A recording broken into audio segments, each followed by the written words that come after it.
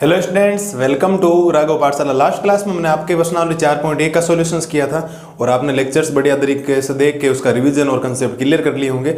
आज हम करेंगे आपके जो प्रश्नावली 4.2 है उसका एक छोटा सा इंट्रोडक्शन है, बेसिक सा, बिल्कुल छोटा, 10-15 मिनट का आप मान लो वो बनेगा। और प्लस इससे और उसके बाद हम करेंगे इसके एग्जाम्पल। 2 एग्जाम्पल है, ज़्यादा कोई माथापच्ची वाला काम है नहीं।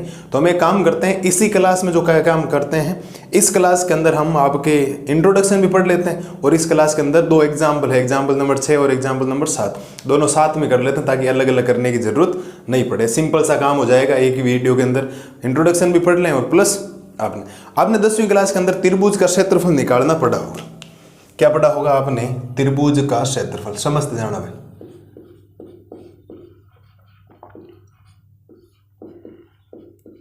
त्रिभुज का क्षेत्रफल यानी जिसको हम बोलेंगे एरिया ऑफ ट्राइंगल। क्या बोलेंगे साहब? Area of triangle. इस बात को ध्यान रखें। अब ये आपने 10th क्लास में पढ़ रखा है, लेकिन वो सारणी की सहायता से आता है भाई। 10th क्लास में तो टीचर कह देते हैं कि आप रट लो, इसको याद ही कर लो, संरेख होने की शर्त वगैरह, निर्देशांक ज्यामिति हमें आता है। तो ये अब समझना है क्या एक्चुअली। आप ये समझें कि ये आपका एक त्रिभुज है। क्या है ये? एक त्रिभुज ए बी और जिसके निर्देशांक है सी तक। अब कोई भी बिंदु के जब निर्देशांक होते हैं पहले एक्स का मान लिखा जाता है, फिर किसका लिखा जाता है? वाई का। तो 3 बिंदु है तो हम अलग अलग मान लेते हैं। जैसे कि पहला बिंदु है तो पहले वाले का हम निर्देशांक मान लेंगे x1, y1। दूसरा बिंदु बी है तो इसके हम निर्देशांक मान लेते हैं x2, y2। और सी है तो इसके निर्देशांक हम मान लेते हैं x3, y3।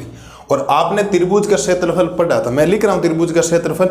आप वो सारणी की सहायता से कैसे है उसको हम डिफाइन करेंगे। आप लिखेंगे त्रिभुज का क्षेत्रफल। क्या लिखेंगे? त्रिभुज का क्षेत्रफल बराबर सूत्र हो जाएगा 1/2। ठीक है, सूत्र होता है x1 कोष्टक में होता है y2 minus y3 plus x2 y3 minus y1 plus में x3 और y1 माइनस y2। ये त्रिभुज का क्षेत्रफल निकालने का क्या होता है साहब? सूत्र होता है। इस बात को आप ध्यान रखें। मैं अभी बता दूंगा ये आया कहाँ से, सारणी की सहायता से ये कैसे निकलेगा। ये एक्चुअल में 10वीं क्लास के अंदर तो आपको बोला गया होगा कि आप इसको याद कर लें, बट ये सारणी की सहायता से हम निकाल सकते हैं। इस बात को ध्यान रखें। ये त्रिभुज का क्षेत्रफल होता है 1/2 x1 y2 minus y3 plus x2 y3 minus y1 plus x3 y1 minus y2। ऐसे याद नहीं रहे तो मैं आपको एक ट्रिक बता देता हूं, अब उससे कर लें याद। आपको हमेशा ही बाहर x रखना है, अंदर y माइनस y लिखना, फिर 3 संख्या याद रखना, 123, 231 और 312। देखो 123, 231, 312। बाहर हमेशा x रखना, x के आगे प्लस का चिन्ह आएगा, y के बीच में हमेशा माइनस का आएगा। 3 संख्या है, 123 मतलब 1 2 3, 231 मतलब 2 3 1, 312 यानी कि 3 1 और 2। आपको ध्यान रखना ये आपके पास है। अब इसको सारणी की सहायता से कैसे लिखा जाएगा इस बात को थोड़ा सा सुनना।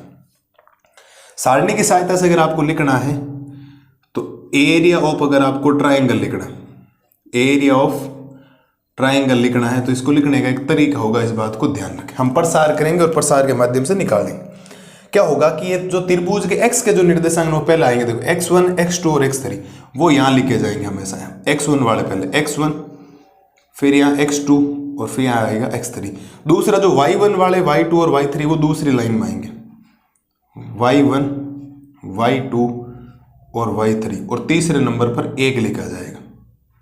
आप इससे भी कर सकते हो। सारणी का मान अब मुझे तो यहाँ निकाल सकता हूँ। सपोज मुझे कुछ 3 बिंदु दे रखे होंगे त्रिभुज के, जब 3 बिंदु मुझे दे रखे होंगे तो मैं x1, x2 और x3, क्यों कोई बिंदु आएगा सपोज 2,3 आया तो मेरे पास x1 का मान 2 है तो पहले x1, x2 और x3 का मान ऐसे सीधा स्तंभ के रूप में लिखा जाएगा पहले स्तंभ में, फिर y1, y2 और y3 का मान लिखा जाएगा ऐसे स्तंभ के रूप में, और लास्ट में लिखना है कि ये सूत्र आपको ध्यान रखना। इस सूत्र के हिसाब से हम सारे सवाल कर लेंगे।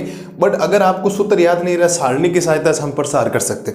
अब मैं अगर यहाँ इसका प्रसार करूं, क्या करूं? प्रसार करूं तो हम लिखेंगे R1 से प्रसार करने पर वो सेम सूत्र आएगा ऊपर वाला। वो तो 10वीं में याद करवाया जाता है, इससे भी सूत्र आता है, ध्यान इससे सूत्र आता है वो R1 से प्रसार करने पर। और R1 से जब प्रसार करेंगे, R1 से कर दो क्योंकि जीरो का कोई खेल है ही नहीं, तो आप लिखेंगे एरिया ऑफ ट्राइंगल,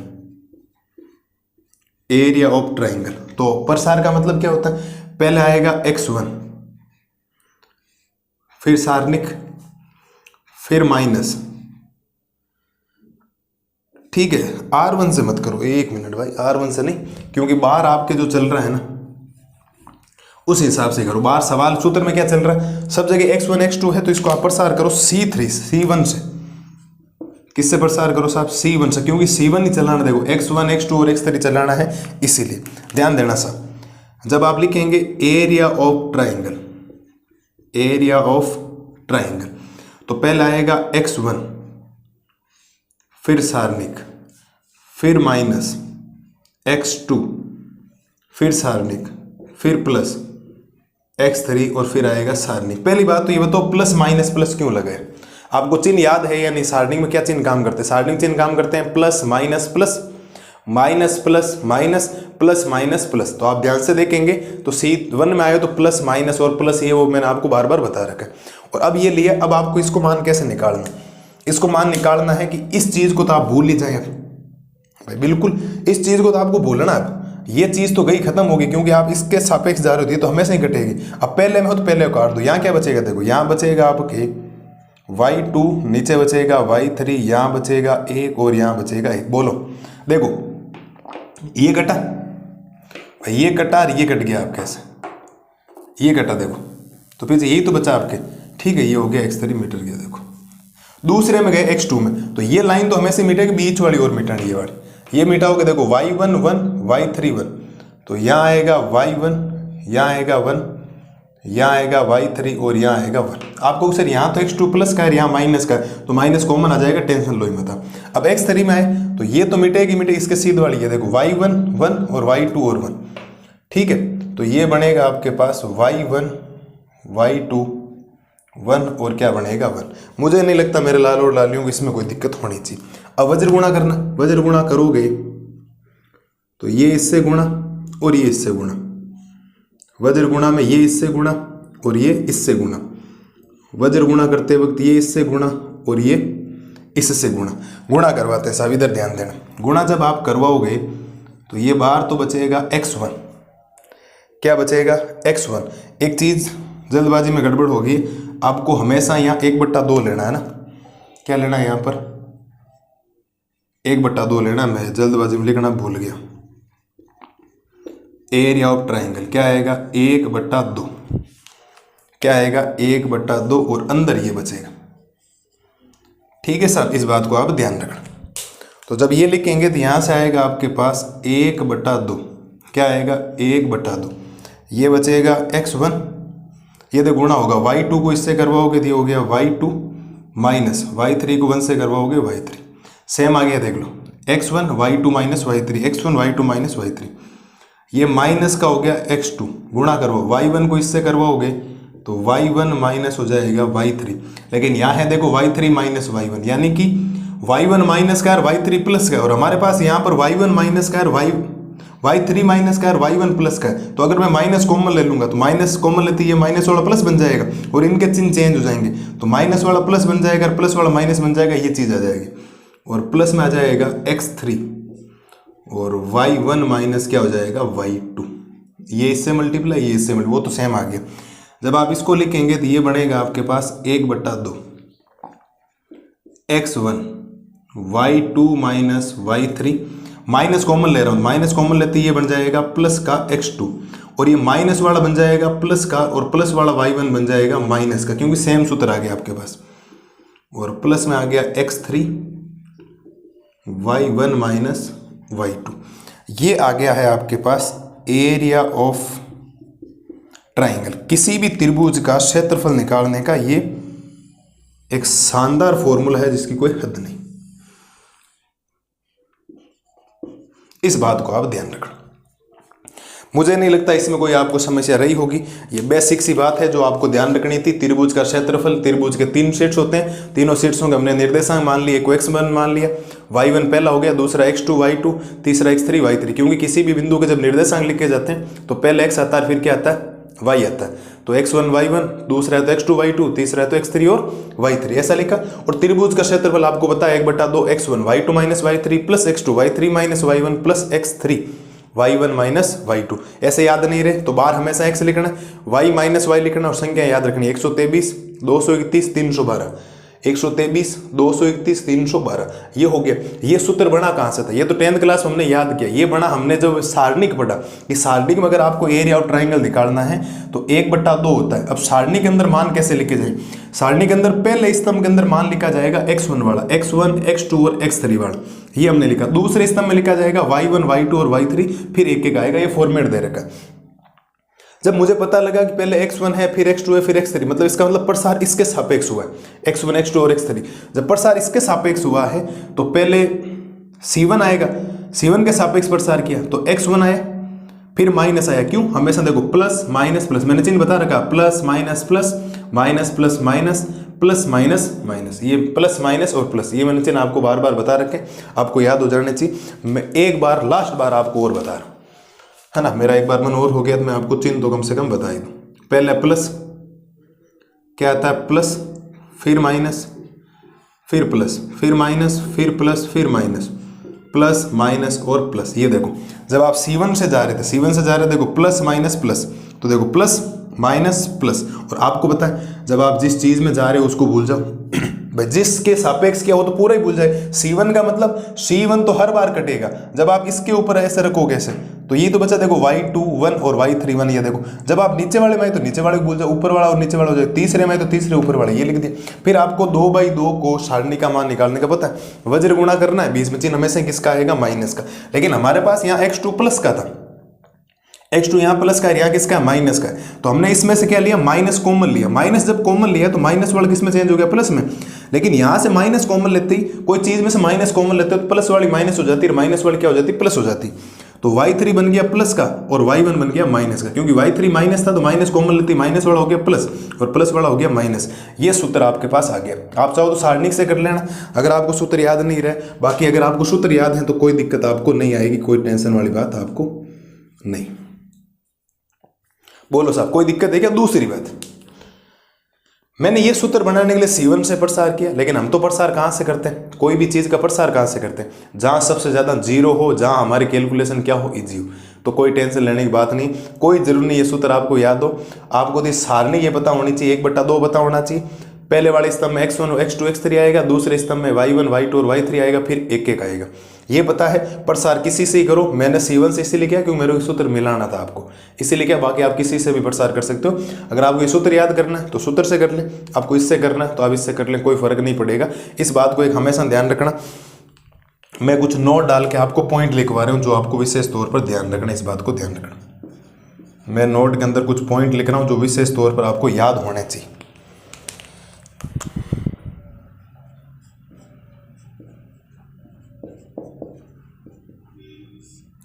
क्षेत्रफल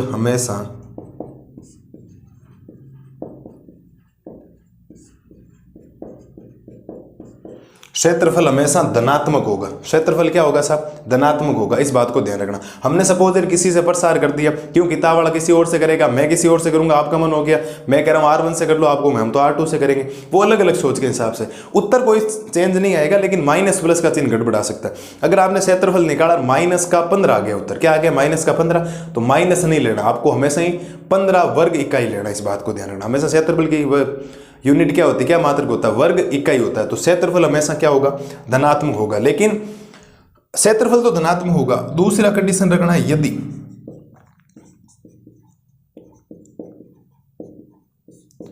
क्षेत्रफल दिया गया हो तो धनात्मक व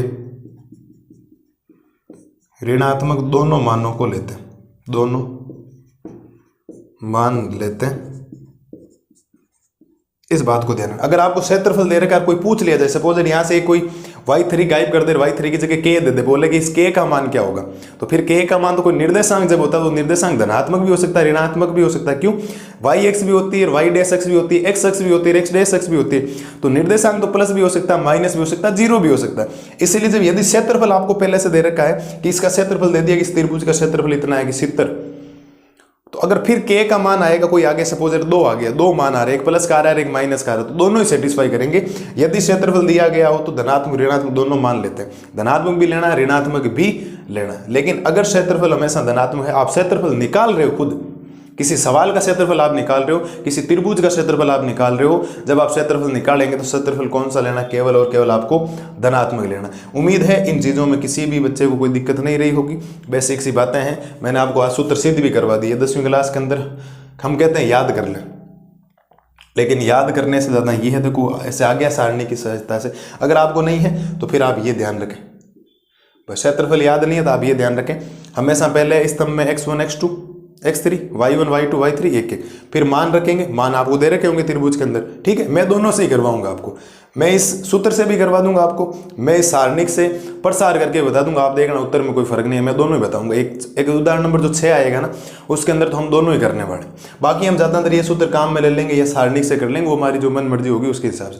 भाई इसमें थोड़ा प्लस माइनस का ध्यान रखना पड़ेगा, अब इसको प्लस माइनस का ध्यान नहीं रखना पड़ेगा। रही बात प्लस माइनस, तो आपको इसमें नहीं तो आपको 4.1 जब आपने किए उसके 8 सवाल और 5 उदाहरण बिना इस प्लस माइनस के तो हो ही नहीं सकते, तो याद तो करना पड़ेगा ना। उम्मीद है इसमें कोई दिक्कत आपको नहीं रही होगी। अब एक इसकी हेडिंग और है कि संरेख बिंदुओं की शर्त। संरेख बिंदु एक ही है। संरेख क्या होता है? जब एक ही लाइन में होता है, जब अगर ये बिंदु एक लाइन में हो जाएंगे त्रिभुज बनेगा ही नहीं, इसका मतलब त्रिभुज नहीं बनेगा, त्रिभुज का क्षेत्रफल क्या होगा? 0 होगा। तो संरेख बिंदुओं की एक सिंपल सी शर्त है कि जो त्रिभुज का क्षेत्रफल होता है वो क्या होता है? 0 होता है। इस बात को ध्यान रखना। संरेख बिंदुओं की शर्त क्या होती है? 3 बिंदुओं के संरेख होने की जो शर्त होती है ना, वो होती है कि किसी भी त्रिभुज का क्षेत्रफल क्या होता है? 0 होता है। तो ये जो चीज पूरी दिखाई दे रही है वो 0 के बराबर हो जाएगी। इसका मतलब ये पूरी चीज 0 के, मतलब त्रिभुज का क्षेत्रफल ही निकालो, त्रिभुज का क्षेत्रफल क्या जाए आपके पास? 0 आ जाए। इस बात को ध्यान रखना। एक बार आप ये करें, अगली स्लाइड के अंदर करते हैं 3 बिंदुओं के संरेख होने की शर्त, फिर ये लेक्चर क्या हो जाएगा? खत्म हो जाएगा। खत्म तो नहीं होगा, अभी एग्जाम्पल और करेंगे, ध्यान रखना ना, एग्जाम्पल करने हैं अभी। अब ये देखो आराम से, अगली स्लाइड में करते हैं 3 बिंदुओं के संरेख होने की शर्त। अब देख करते हैं 3 बिंदुओं के संरेख होने की शर्त। सिंपल सा काम है, हम आराम से देख लेते हैं इसको। वैसे त्रिभुज का क्षेत्रफल बता दें, उसको 0 के बराबर करना। आप लिखेंगे 3 बिंदुओं के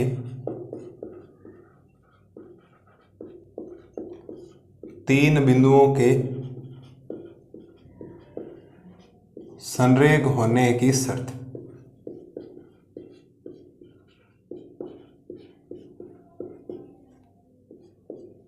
तीन बिंदुओं के संरेख होने की शर्त। 3 बिंदु, संरेख बिंदु बोला किसको जाता है? पहले ये पढ़ लेते है ना। संरेख बिंदु एक्चुअल में होता क्या? आप लिखेंगे यदि तीन बिंदु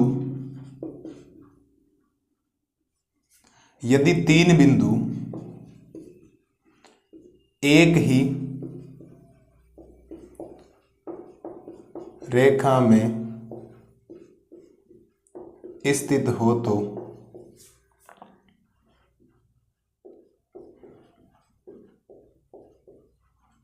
उन्हें संरेख बिंदु कहते हैं।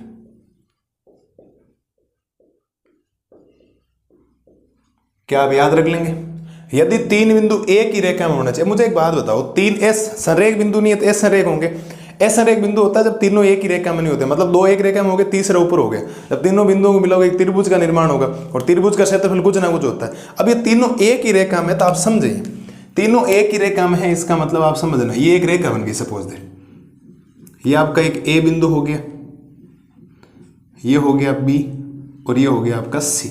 और मान लेते हैं कि ये जो ए है इसके निर्देशांक ए के मान लेते हैं x1, y1, और b के मान लेते हैं x2, में y2, और सी के मान लेते हैं x3, y3।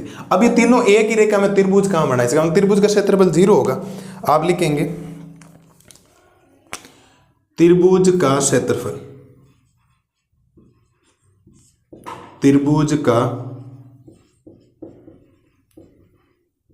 क्षेत्रफल किसके बराबर होना चाहिए? 0 के। ये शर्त है, इस बात को आप याद रखें किसी भी कंडीशन के अंदर। अब त्रिभुज का क्षेत्रफल क्या होता है मैं आपको बता दूं। त्रिभुज का क्षेत्रफल अभी हमने पढ़ा था, त्रिभुज का क्षेत्रफल निकालने का फॉर्मूला होता है 1/2 x1 y2 minus y3 plus x2 y3 minus y1 plus में x3 y1 माइनस y2 बराबर क्या आना चाहिए, 0 आना चाहिए। अगर इसका मान आपने 0 सिद्ध कर दिया तो ये तीनों बिंदु क्या हो जाएंगे, आपके संरेख हो जाएंगे। क्या हो जाएंगे साहब, संरेख हो जाएंगे। इस बात को ध्यान रखना। आप लिखेंगे संरेख होने की शर्त, संरेख होने की ये क्या है, शर्त है। या तो आप संरेख होने की शर्त ये लिख दें, या करके आप एक काम कर सकते हैं कि 1/2 x1 x2 x3 y1 y2 y3 1 1 1 इसको किसके बराबर कर दें, 0 के बराबर कर दें। सर अगर आपने ये चीज भी सिद्ध कर दी तो भी एक ही बात है। इसका मतलब यहीं से त्रिभुज का क्षेत्रफल निकला था। तो त्रिभुज का क्षेत्रफल तीन बिंदुओं का संरेख होने का मतलब है तीनों एक ही रेखा में होने चाहिए। अगर ये तीनों एक ही रेखा में है तो इसका मतलब त्रिभुज का क्षेत्रफल क्या होना चाहिए, 0 आना चाहिए। आपको कोई बोलेगा तीन बिंदुओं को संरेख सिद्ध कीजिए, तो हम त्रिभुज का क्षेत्रफल निकालेंगे 1/2 x1 y2 minus y3 plus x2 y3 minus y1 plus x3 y1 minus y2। अगर हमने निकाला उसका उत्तर 0 आ गया तो हम बोलेंगे तीनों बिंदु संरेख है, अन्यथा तीनों बिंदु संरेख नहीं है। इसका मतलब असंरेख है। दो बिंदु होते हैं, तीन बिंदु एक ही रेखा में स्थित हो तो संरेख बिंदु, तीन बिंदु एक ही रेखा में स्थित नहीं हो तो असंरेख बिंदु। उसको बात ध्यान रखना। ये छोटी छोटी डेफिनेशन है, आप चाहे इससे निकाल दें संरेख होने की शर्त, चाहे इससे निकाल, सारणिक से निकालो दो। इस सारणिक से ये सूत्र आया था, आपको ये पता है। तो त्रिभुज का क्षेत्रफल किसके बराबर आना चाहिए, 0। एक ज्यादा से ज्यादा काम किताबों ने और किया, ये जो 1/2 है ये गुणा में या भाग में भेज दो तो 0/1/2 क्या होगा, 0 हो जाएगा। तो इसको भी वो लोग बोलते हैं इसका मान एक ही बात, वो 1/2 तो लास्ट में कट जाएगा, टेंशन मत लो आप लोग। ठीक है, उम्मीद है इंट्रोडक्शन में आपको कोई दिक्कत नहीं आई होगी, एकदम बढ़िया तरीके से हो गया होगा। एग्जाम्पल हम करेंगे कल की क्लास के अंदर। क्या करेंगे, कल की क्लास के अंदर नया वीडियो लेके आऊंगा मैं। 2 एग्जाम्पल है, दोनों को अलग से करवा दूं। तो तब तक आप इनको देखें, इनका कंसेप्ट समझें, इनका इंट्रोडक्शन देखें। और इंट्रोडक्शन हो गया होगा क्लियर, मेरे हिसाब से कोई दिक्कत आपको नहीं रही होगी। एकदम सिंपल सी बातें हैं जो आपको ध्यान रखनी। ठीक है, ये हमने कर लिया तीन बिंदुओं के संरेख होने की शर्त। त्रिभुज का क्षेत्रफल कैसे निकलता है, ये त्रिभुज का क्षेत्रफल है, अगर 0 आ रहा है इसका मतलब संरेख है, और कुछ ना कुछ आएगा त्रिभुज का क्षेत्रफल निकलेगा। ये सारणिक से कैसे निकाला जाता है, ऐसे आपको निकाला जाता है। तीन बिंदु संरेख क्या होते हैं, यदि तीनों बिंदु एक ही रेखा में स्थित हो, एक ही रेखा में स्थित हो तो तीनों एक ही रेखा में स्थित है। मतलब अगर ये ऊपर भी चला जाता है तो फिर हम तीनों को मिलाते हैं, एक त्रिभुज का निर्माण होता है। तो वो ऐसे संरेख बिंदु होते हैं जब वो तीनों एक ही रेखा में नहीं होते। ये छोटे छोटे डेफिनेशन जो 9th और 10th क्लास के अंदर आती है आपने पढ़ रखी होगी। ठीक है, उम्मीद है लेक्चर पसंद आया होगा। मस्त रहिए, स्वस्थ रहिए और इन सब का रिवीजन कीजिए। मैं लाता हूँ कल के लिए आपके एग्जाम्पल नंबर 6 और 7 का सोल्यूशन। तब तक के लिए थैंक यू।